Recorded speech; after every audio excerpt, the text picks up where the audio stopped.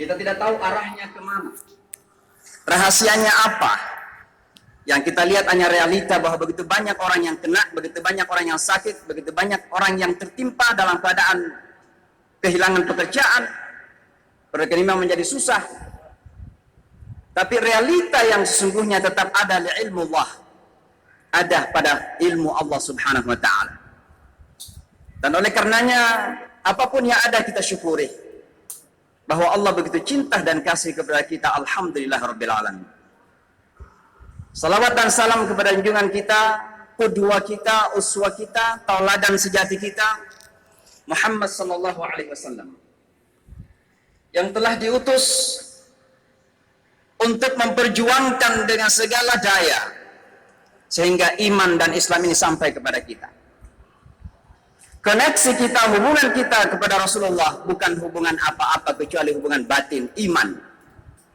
Maka iman kita tidak akan pernah diterima kecuali beriman kita kepada Rasulullah sallallahu alaihi wasallam. Asyhadu an la ilaha illallah wa asyhadu anna Muhammadar Rasulullah.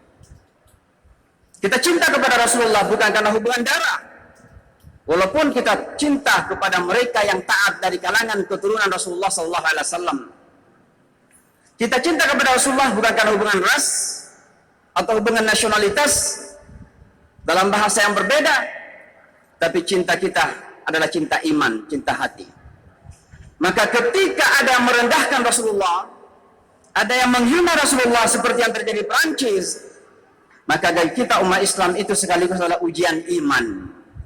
Ujian iman, tapi juga ujian akhlak sekaligus. Kenapa saya menyampaikan seperti ini? Bahwa itu adalah ujian iman. Karena kalau saja Rasulullah sallallahu alaihi wasallam direndahkan, diserang, dihina, lalu hati kita begitu biasa-biasa saja, saya sering mengatakan sambil bercanda tapi serius, ayo pergi ke bengkel hati dulu. Ada permasalahan hati Anda. Karena iman kita mengatakan kita harus bela Rasulullah sallallahu alaihi wasallam. Kita cinta Rasulullah sallallahu alaihi wasallam. Maka di saat Rasulullah direndahkan, di saat Rasulullah dihina, maka yang paling sakit adalah kita. Kenapa? Cinta kita kepada Rasulullah lebih daripada cinta kepada diri kita, lebih daripada cinta kepada orang tua kita, lebih cinta daripada anak-anak kita, dan kita cintai Rasulullah lebih dari segala-galanya ba'dallah, setelah Allah Subhanahu wa Ta'ala. La yu'minu ahadukum hatta akuna habba ilaihi min walidihi wa waladihi wan nasi ajma'in. Tidak beriman di antara kalian sampai kalian cinta saya lebih daripada orang tuanya, anak-anaknya, dan semua manusia. Itulah wujud cinta kita kepada Rasulullah sallallahu alaihi wasallam. Tapi kecintaan kita yang terkadang teruji ini, iman kita yang terkadang teruji ini, tentu harus kita sadari bahwa itu juga adalah ujian akhlak sekaligus. Bagaimana Rasulullah merespon terhadap peristiwa-peristiwa seperti itu? Rasulullah bukan tidak pernah diuji. Rasulullah bukan tidak pernah dihinakan pada masa hidupnya. Bahkan dalam Al-Quran diabadikan bahwa seringkali boleh dianggap sebagai sahirun majnunun kadzabun. Dianggap ahli sihir, orang yang mendusta, orang yang senantiasa gila, dan seterusnya. Pertanyaannya kemudian bagaimana beliau merespon pada setiap peristiwa yang terjadi seperti itu? Inilah yang saya istilahkan dengan ujian akhlak. Bapak dan Ibu sidang jamaah Jumat yang berbahagia. Akhlak umat Islam diuji sekaligus bagaimana kita merespon itu. Pertanyaannya adalah, pernahkah di saat Rasulullah dihinakan, pernahkah di saat Rasulullah direndahkan, lalu kemudian beliau membunuh orang, lalu kemudian beliau mencaci orang, bahkan beliau berkata kasar? Mari kita buka buku sejarah sirah Rasulullah sallallahu alaihi wasallam. Suatu ketika ada seorang non-muslim datang di kelas kita, ingin belajar Islam, bukan ingin belajar Islam, tapi datang mencaci maki. Hanya di pintu berdiri dan kemudian mencaci maki. Saya sudah pernah menyampaikan cerita ini berkali-kali, tapi sekedar menjadi contoh lagi bahwa betapa akhlakul karimah dari umat Islam sekarang ini diperlukan sebagai senjata yang paling ampuh di dalam menaklukkan kekuatan apapun. Akhlakul karimah adalah kekuatan yang maha dahsyat, jangan pernah dipandang enteng. Melebihi kekuatan militer, melebihi kekuatan sosial, melebihi kekuatan perekonomian, maksud saya, dan politik bahkan sekalipun. Kekuatan akhlakul karimah. Itulah sebabnya dalam Al-Quran yang dipuji mengenai Rasulullah Sallallahu Alaihi Wasallam bukan sholatnya, bukan puasanya, bukan tahajudnya, walaupun beliau wajib untuk bangkit setiap malam untuk bertahajud. Apa yang dipuji dalam Al-Quran? Wa innaka la'ala khuluqin azim. Sesungguhnya engkau ya Muhammad memiliki akhlak yang begitu agung. Maka hadirin sekalian jemaah berbahagia, kita sedang teruji dalam iman dan akhlak sekaligus. Bangsa Indonesia baru saja menyelesaikan satu hajatan besar beberapa hari yang lalu yang disebut dengan pilkada serentak. Bagi umat Islam, mari kita sadari dan belajar untuk sadar bahwa pilkada bukan sekedar pilkada, pilihan politik bukan sekedar politik, tapi tujuan yang terutama adalah bagaimana membentuk sebuah masyarakat yang baldatun thayyibatun wa rabbun ghafur, yang diridhai oleh Allah, penuh dengan rahmat Allah Subhanahu wa taala, serta memiliki keunikan dan kejayaan-kejayaan.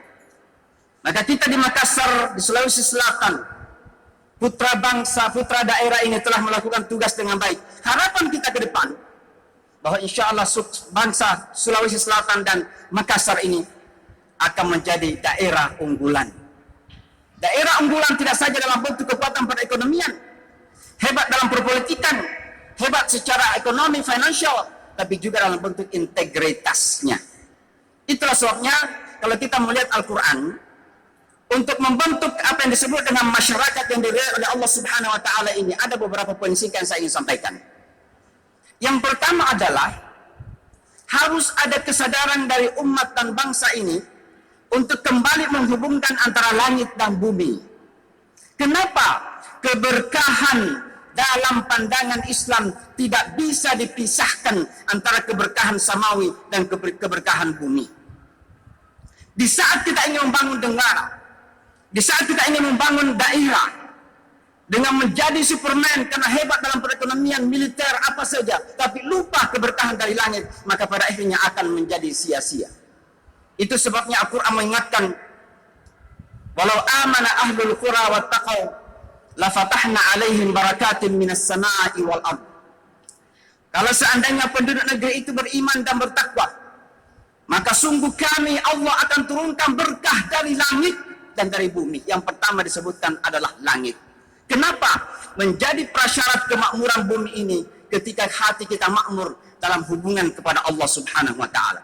Itulah sebabnya di surah Ali Imran yang pertama diingatkan oleh Allah sebelum berbicara tentang kuntum khaira ummatin ukhrijat linnas, yang pertama disebutkan adalah ya ayyuhalladzina amanu taqullaha haqqa tuqatih wa la tamutunna illa wa antum muslimun. Ketika iman dan Islam direndahkan, jangan pernah bermimpi untuk mencapai apa-apa dalam kehidupan ini.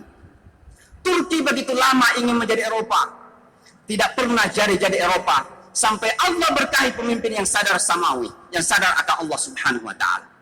Dan oleh karenanya, bangsa Indonesia termasuk daerah kita Sulsel ini tidak akan pernah makmur, tidak akan pernah jaya secara duniawi kecuali hubungan kita kepada Allah menjadi kuat dan solid.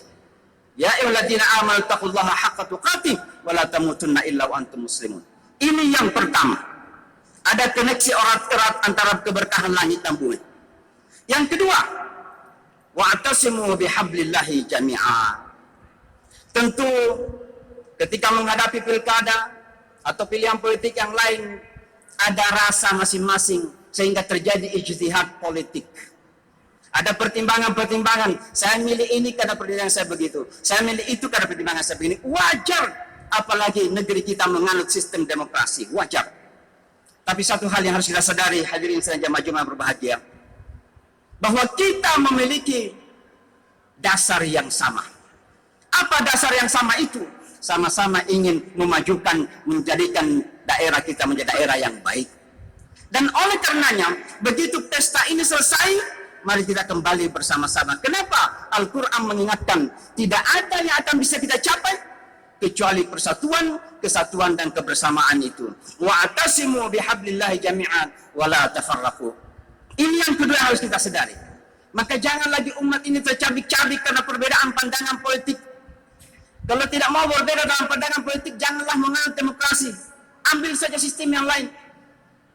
Yang kedua, dalam pandangan demokrasi pasti ada yang kalah dan ada yang menang.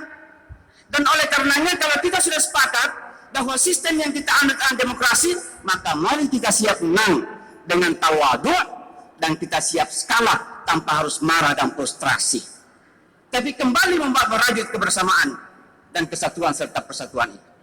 Ini hal kedua yang menjadi tuntutan untuk kita membangun negara daerah yang kuat.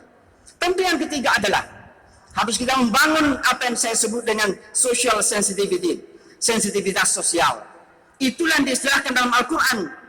Wal takum minkum ummatun yad'una ila khair wa ya'muruna bil ma'ruf wa yanhauna 'anil munkar wa ulaika humul muflihun. Tidak ada al-falah, tidak ada kesuksesan, tidak ada kejayaan kalau kita tidak mampu menegakkan apa yang disebut dengan solidaritas sosial.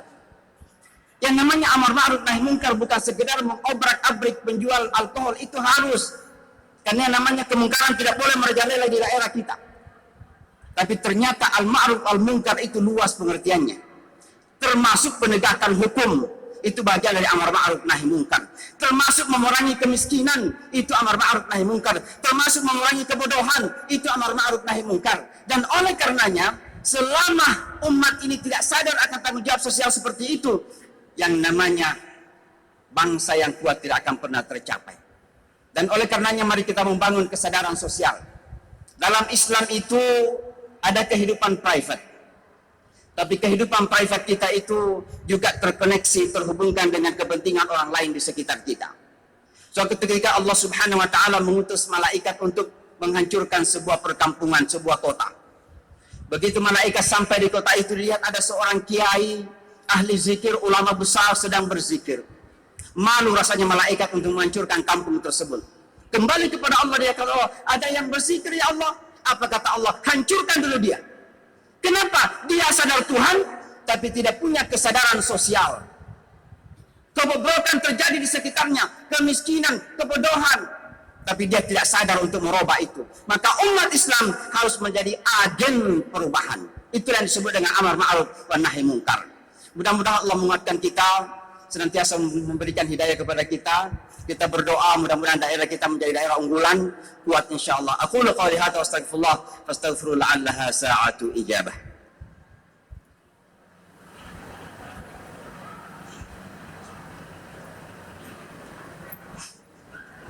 Alhamdulillah rabbil alamin wal 'aqibatu lil muttaqin wa la 'udwana illa 'alal zalimin. Asyhadu an la ilaha illallah wahdahu la syarika lah wa asyhadu anna Muhammadan 'abduhu wa rasuluhu la nabiyya ba'da sallallahu ta'ala alaihi wa ala alihi wa sahbihi ajma'in. Selanjutnya Bapak dan Ibu sekalian, di dalam pandangan Islam, membangun bangsa adalah membangun kebahagiaan yang paripurna. Dan kebahagiaan yang paripurna bagi kita bukan sekedar material. Begitu sayang sekali kalau dunia ini kita sudah kembangkan secara material, perekonomian kuat, ada Wall Street di kota New York, gedung-gedung menjulang tinggi, tapi kemudian manusia tidak sadar Tuhan lagi, maka begitu sangat menyakitkan. Manusia memiliki rumah yang mewah, apartemen yang mewah, tapi tidak bisa merasakan ketenangan hidup. Kenapa bisa terjadi demikian? Karena manusia lupa tentang misi hidup yang sesungguhnya. Itulah sebabnya membangun bangsa termasuk daerah harus memiliki orientasi hidup yang sesungguhnya. Apa orientasi hidup kita? Yauma tabayyaddu wujuh wa taswaddu wujuh. Saya tidak terjemahkan ayat ini. Tapi yang kita masuk adalah bahwa orientasi hidup orang Islam adalah akhirah oriented life, memiliki orientasi keukhrawian akhirat. Apakah dunia ini tidak penting? Oh, sangat penting. Kenapa? Karena demi kebahagiaan kita di akhirat nanti, dunia ini wajib kita bangun. Ada kewajiban sosial yang disebut dengan kewajiban khilafah, membangun perekonomian, membangun perpolitikan, membangun budaya, membangun financial centers dan sebagainya. Itu adalah bagian dari kewajiban kita sebagai khulafaullah azza wa jalla. Tapi untuk apa? Hasanah fid dunya wa hasanah fil akhirah kelak. Dan oleh karenanya, pemerintah dan bangsa harus sadar bahwa bangsa Indonesia memiliki misi hidup, dan visi hidup kita adalah ukhrawi sifatnya. Dunia ini adalah jembatan bagi kita semua. Dan yang terakhir sekali Bapak dan Ibu sekalian, sidang jamaah Jumat berbahagia, Allah Subhanahu wa taala mengatakan, kuntum khaira ummatin ukhrijat linnas ta'muruna bil ma'ruf wa tanhauna 'anil munkar wa tu'minuna billah. Saya tidak menerjemahkan ayat ini, Tapi sesungguhnya yang dimaksud adalah Allah telah menjadikan kita sebagai umat yang terbaik. Dan salah satu makna umat yang terbaik dalam dunia global sekarang ini adalah bahwa kita harus menjadi bagian dari dunia global yang semakin mengecil. Dunia ini seperti perkampungan kecil, dan umat Islam menjadi bagian dalam dunia kecil itu. Ketika kita hidup dalam dunia kecil ini, apa yang harus kita lakukan? Hanya satu saja. Harus bisa bekerja sama, sekaligus bisa berkompetisi dengan siapa saja. Maka umat Islam ini harus siap membangun kerjasama dengan siapa saja. Ya ayuhan nasu inna khalaqnakum min dzakarin wa untha wa ja'alnakum syu'uban wa qabaila lita'arafu. Ada tuntunannya dalam Al-Quran. Kita adalah umat yang paling siap bekerja sama bersama dengan siapa saja. Karena kita disuruh oleh Allah untuk saling mengenal. Tapi pada saat yang sama, umat ini harus siap berkompetisi. Karena dunia global kita sekarang ini ditandai dengan kompetisi yang sangat dahsyat. Kalau kita tidak siap berkompetisi, maka bersiap-siaplah menjadi korban dari kompetisi yang sedang terjadi sekarang. Mudah-mudahan Allah menguatkan sekali lagi. Mudah-mudahan Allah Subhanahu wa taala senantiasa menjaga kita semua. Mudah-mudahan Covid-19 segera berlalu. Kita dijaga oleh Allah Subhanahu wa taala. Allahumma amin. Alhamdulillah rabbil alamin. Hamdan yuafi ni'amahu wa yukafi mazida. Allahumma rabbana lakal hamd wa lakal syukru kama yanbaghi li jalali fikal karim wa 'azimi sultanik. Allahumma ihdina wa hdi bina waj'alna sabran liman ihtada. Allahumma arina al-haqqa haqqan warzuqna ittiba'ah wa arina al-batila batilan warzuqna ijtinabah. Ya muqallibal qulubi tsabbit qulubana 'ala dinik. ويا مصرف القلوب صرف قلوبنا لطاعتك ربنا لا تزغ قلوبنا بعد إذ هديتنا وهب لنا من لدنك رحمة إنك أنت الوهاب ربنا آتنا في الدنيا حسنة وفي الآخرة حسنة وقنا عذاب النار بفضل سبحان ربك رب العزة عما يصفون وسلام على المرسلين والحمد لله رب العالمين عباد الله إن الله يأمر بالعدل والإحسان وإيتاء ذي القربى وينهى عن الفحشاء والمنكر وبغي يعظكم لعلكم تذكرون وذكر الله أكبر وأقيموا الصلاة